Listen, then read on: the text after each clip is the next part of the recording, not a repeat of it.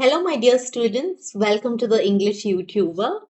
Today, we're going to discuss the poem Telephone Conversation, written by Vol Soyinka. So, this poem is a provocative satire of racial discrimination, how unfairly the people of Africa are treated because of their skin color. And the poet wants to highlight that judging people based on skin color can be illogical, dehumanizing, and that such deep rooted racial prejudice exists in the society, and that there are people who exist who lack the understanding and empathy which should exist between humans. Now, let's delve into the poem. The price seemed reasonable, location indifferent. The landlady swore she lived off premises. Nothing remained but self confession. Madam, I warned. I hate a wasted journey. I am African. So, the first thing that is worth noticing is that the poem is written in free verse. There is no particular rhyming scheme or meter that is included, and the poem flows like a conversation in which it is exactly meant to be.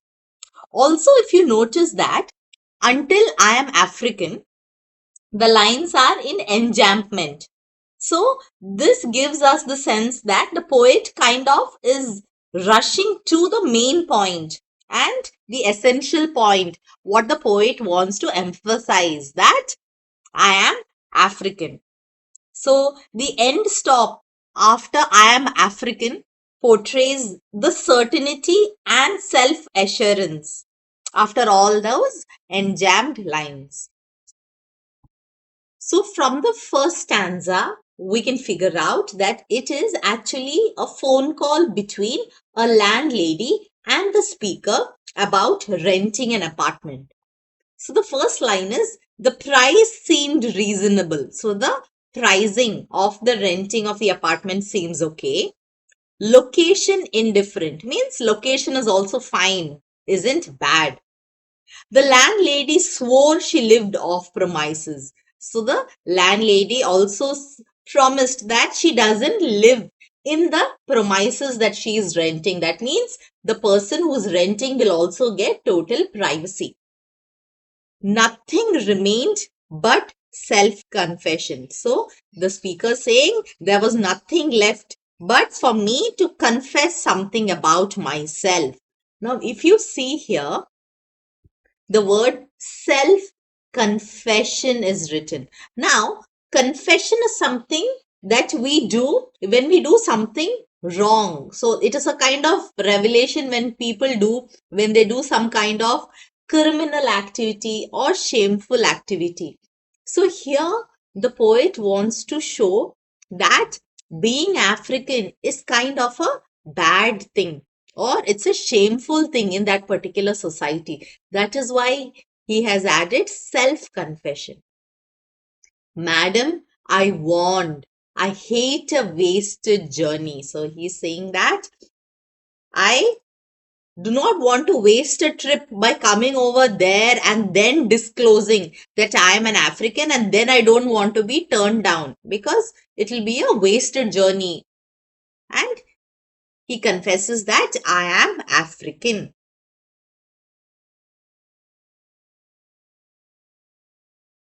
So here you should realize one thing, that the speaker isn't personally ashamed of being an African, but the speaker is aware that in the society there is racial prejudice or discrimination that exists, and worries that if that was not disclosed, then later he will be turned down, and wants to avoid a trip to see the rental only to be turned down simply for being African or having a dark skin tone.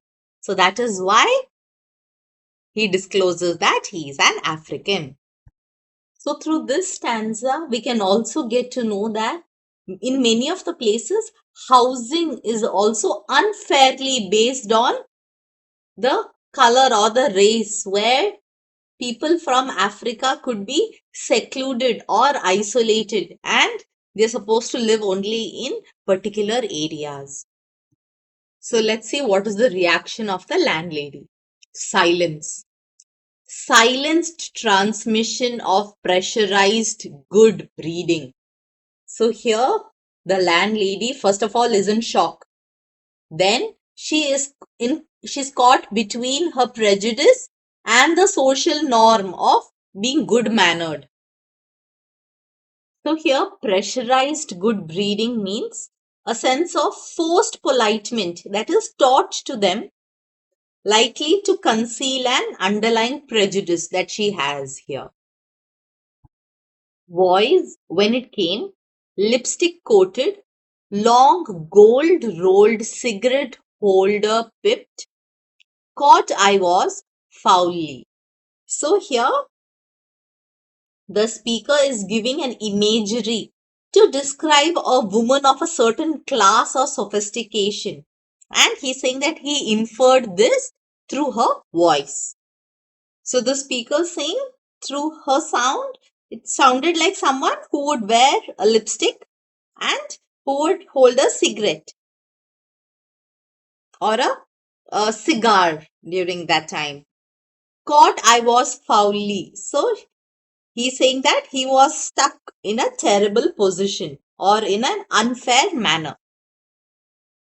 So one thing I forgot to add here is when the speaker is using confession here, there is an irony here because the revelation made by the speaker seems like he has done some shameful act or is a criminal, but is only revealing that the person is from Africa. I hope so much is clear. Let's move forward. How dark?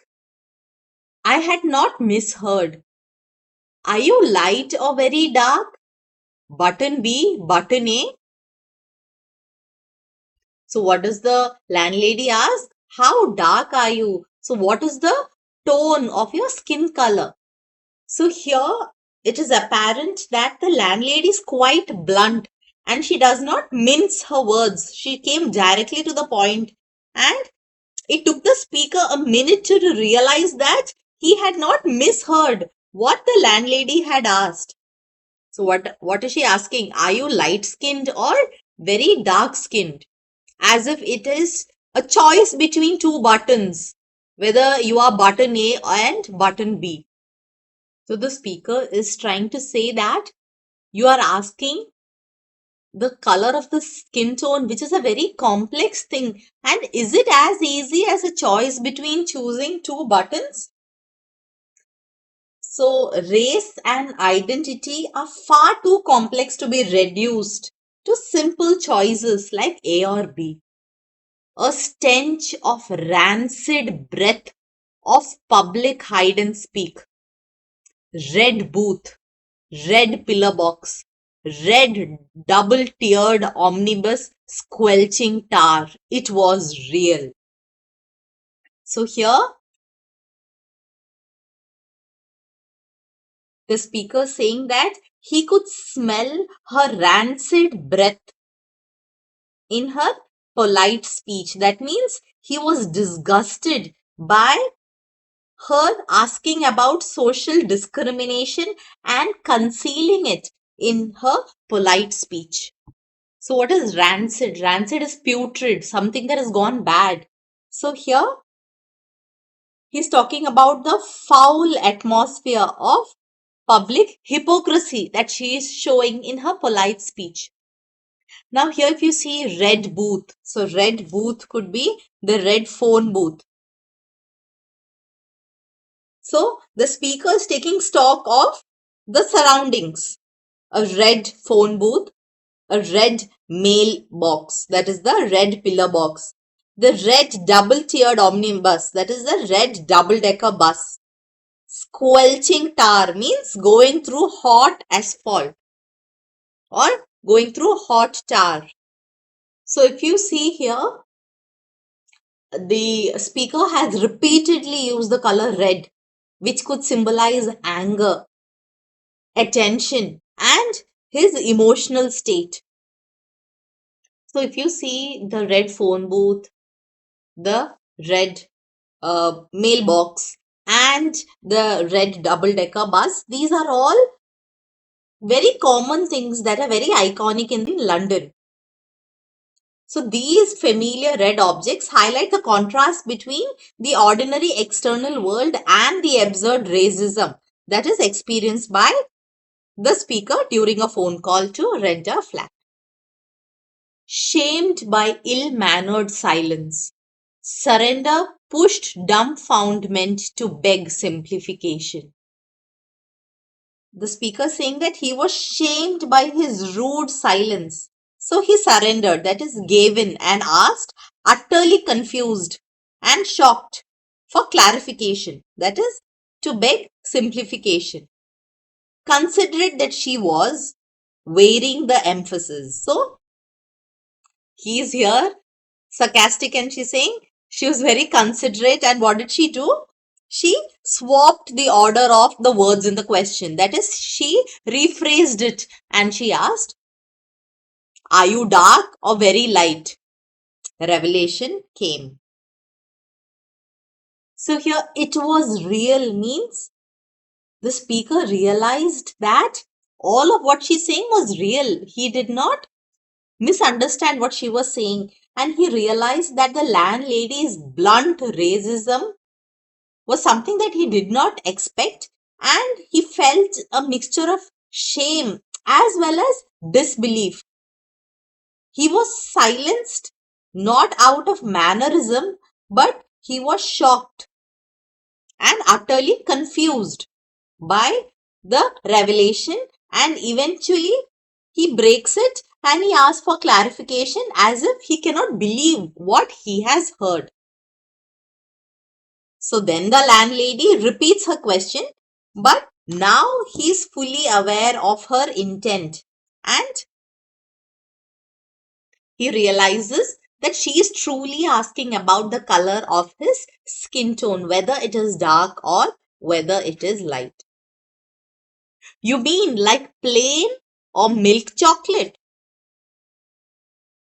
So the speaker repeats by asking, "You mean like plain milk or milk chocolate?"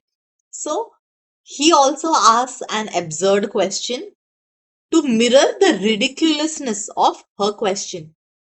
Her accent was clinical, crushing it in its light impersonality. Her accent was clinical, crushing in its light impersonality. So her tone or her reply was clinical, that means very detached and formal, crushing in its light impersonality. So it showed how thoughtless and impersonal she sounded. So the landlady's tone is cold and clinical, devoid of any emotions, warmth, or humanity. So then the speaker also quickly adjusted his tone and he says, "West African sepia," as an afterthought, "down in my passport." That could be the formal tone that is used perhaps in official documents like a passport. Silence for spectroscopic flight of fancy till truthfulness changed her accent.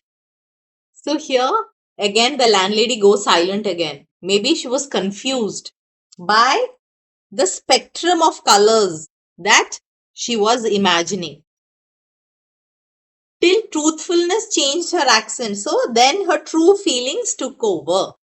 So when she finally speaks, her tone changes, revealing her true feelings. "What's that?" Conceding. "Don't know what that is." So then she spoke harshly on the phone. What is that? That is why it's put in capital letters. Now she's showing her true nature. So all her good mannered social norm and was gone.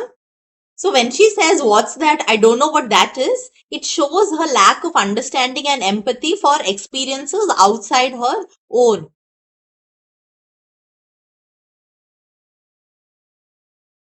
"Like brunette," he says. So he tells, "just like brunette." That's dark, isn't it? Is what the landlady says. Not altogether, says the speaker. So the speaker says, not entirely. Facially, I'm brunette. But madam, you should see the rest of me. Palm of my hand, soles of my feet are peroxide blonde. So now the speaker is frustrated and amused by how absurd the situation is. So he's saying, by face I'm brunette, but you should see the rest of me. The palms of my hand and soles of my feet are bleached blonde. So now the conversation has reached a point of satire.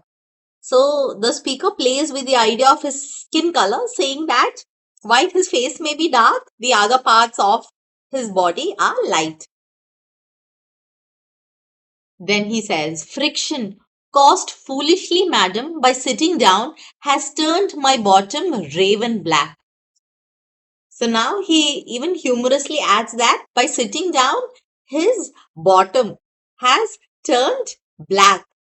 He is making a mockery of the landlady's fixation on the skin color. One moment, madam, sensing her receiver raring on the thunderclap about my ears. Madam, I pleaded, wouldn't you rather see for yourself? So as soon as he realized that or sensed that she was about to slam down the receiver of the phone, he begged and he said, wouldn't you rather see for yourself? So while he senses that the landlady is about to cut the call, he, in one last attempt, invites her to judge him one last time in person rather than base her decision on preconceived notions about the skin color over the phone. But here the implication is quite clear. The entire conversation shows the pervasive nature of racial discrimination, and her trying to bang the phone over his face shows that the white person or white people still have power in the society to effectively silence the dark skinned people, or and that they also, the white skinned people, have an upper hand over the others. So this poem mainly wants to show us how racial discrimination remains hidden in the minds of people. Even if there are laws against racial discrimination in the country, but they are ineffective if the people's mindset doesn't change. The landlady here shows double standards, where in the beginning she was showing open mindedness, where she says that they could live without her interference. But as soon as the skin color was mentioned, then her underlying biases come out. And it also shows the frustration of the African people or the dark skinned people. Here, if you see, the landlady decided to ignore the profession of the person, the habits, the terms of rent, but focuses only on the skin color. Now let's go through the themes in this poem. The first one is judging people on color and race. So the poem highlights how deep rooted racial prejudice is in the society, and judging a person based on race and skin color is dehumanizing. It's pervasive, it's illogical, and it is ridiculous. Though there are stringent laws against it, racial prejudice is ingrained in people's minds. So this is the most important point that the poet is trying to convey to us. The second is focuses only on the skin color and not other qualities. So whenever some white people in the past, they used to judge the person only on the skin color, but never on the qualities of the person. So the landlady doesn't question the speaker about the profession, the personality, the habits, or the terms of rent. But the primary focus is on the shade of the skin tone. So the landlady reduces the speaker to only one attribute, which is the ethnicity or the race of the person, which is absolutely wrong. The next is identity is a complex aspect. Identity of a person is multifaceted and cannot be ridiculed just by the shade of skin tone, or cannot be as simple as choosing between two options. Hence, the speaker uses irony and humor to describe the skin color as shades of chocolate milk and emphasizes that race is irrelevant to worth. So, you should not try to belittle someone. The next is ignorance of empathy. The landlady showed a lack of understanding and empathy for experiences beyond her own. So when he says a particular color, she's like, what is that? I don't know that. So it is showing a lack of empathy. And how housing is based on racial discrimination, where the Africans are isolated, secluded, and made to feel that their ethnicity is something to be shameful or being a bad thing, and that should never happen. So everybody should have equal human rights, and their self-worth should not be judged by the color of their skin tone. So this was a very beautiful yet a very hard-hitting poem written by Wole Soyinka. I hope you enjoyed listening to this video. Please subscribe and share it among your friends. Until we meet next time, take good care of yourselves. Thank you.